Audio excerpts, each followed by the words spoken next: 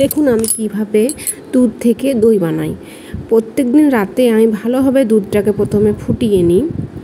ফুটিয়ে নেওয়ার পরে ওটা ঠান্ডা করতে দিই।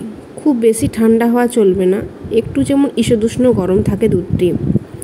তারপরে আমুলের এখানে আমি টক দই নিয়ে নিয়েছি একটা পাত্রে। দিয়ে দইটার উপর ওই ঈষদুষ্ণ গরম দুধটা দিতে হবে। দিয়ে ভালো করে ওটাকে ঢেলে চামচ দিয়ে নাড়িয়ে দিতে হবে।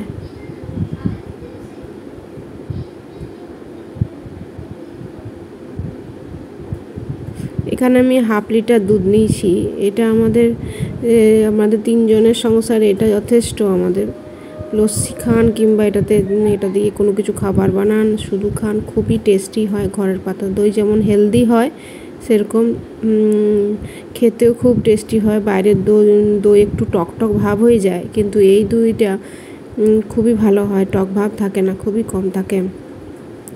এটা আমি এই জন্যেই একটা জলের ওপরে দিলাম, কারণ সকাল হলে পিঁপড়ে লেগে যায়, তো গ্রীষ্মকালে পিঁপড়ের খুব উপদ্রব, এই জন্য।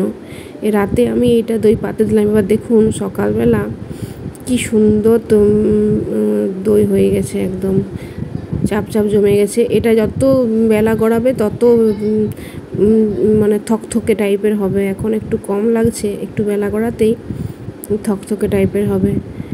কিছুক্ষণ পরে যখন একদম চাপ চাপ বসে যাবে, আমি এটাকে ফ্রিজে ঢুকিয়ে দেবো।